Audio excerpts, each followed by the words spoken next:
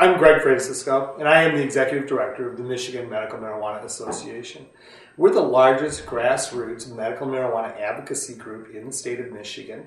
We have members from Iron Mountain to Monroe. We have about 500 registered members at this time, and we're picking up new members constantly every single day.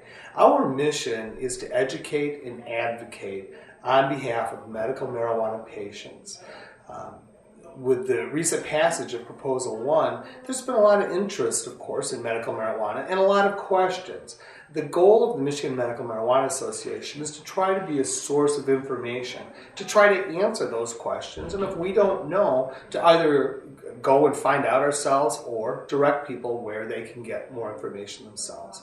Our goal is to advocate on behalf of patients, on behalf of caregivers, and on behalf of healthcare providers to make sure that the protections that are included in the Act are preserved and respected. Our website is michiganmedicalmarijuana.org, and on the website we have a lot of information about medical marijuana, what kinds of conditions are treated, what it's good for. We have information for patients on how to get a recommendation. We have information for caregivers on how to be a caregiver, because being a caregiver is a lot more than just being someone's marijuana hookup. We have information for healthcare providers and doctors so that they can know what the law is, what the protections are, and what they need to do to stay within the bounds of the law. The Michigan Medical Marijuana Act provided an orderly process for medical marijuana, and that's in everyone's best interest, is to live in an orderly society and to try to make the rules work. The Michigan Medical Marijuana Association is all about helping people to know what the rules are, educating them, and to help provide for a workable program, a workable solution. I think today's hearing went very well. We were very well represented. The Department of Community Health can't say that this is some kind of a fringe issue or an issue in which few people care about. The meeting room was full. They were set up for 150. Just about every chair was taken. So I think there was probably close to 150 people there total. The department seemed open to what people had to say, to the input. They were primarily focused on the rules. But they also heard a lot of testimony from patients and caregivers and family members about medical marijuana in general. And so I believe that the department was educated in the broader aspects of medical marijuana.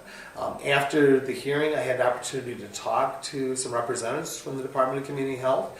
They said that they found it very educational. They had learned quite a bit. It had given them a lot to think about. Of course, they were non-committal about what rules would be changed, if any rule. When I talked to them, though, about what does come next, they said that they now have 15 days to write a report to then pass on to the appropriate legislative committee. I would note that none of those state representatives attended the hearing today, but the state committee will then have an opportunity to either deny the rules, the proposed changes in the report, or just to do nothing, in which case the rules will move forward. Once they've had an opportunity, their 15 days has elapsed to look at the new rules, then the department will publish their newest set of proposed rules, and we'll have an opportunity for input on that. They did not give me reason to be optimistic that there will be a second hearing. That remains to be seen. But they said, they are absolutely committed to getting this done and to start taking applications by April 4th.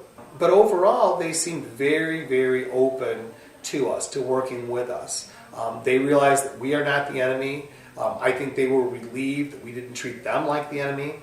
And all I can say that to wrap it up as far as that I believe the good spirit and the cooperation is when I got done talking to them, I offered them one of our buttons. And I said, here, would you like a button just as a souvenir of the hearing today? And they laughed and both said, we would be delighted to take one, and took the button. So, of course, it's not a bribe or anything.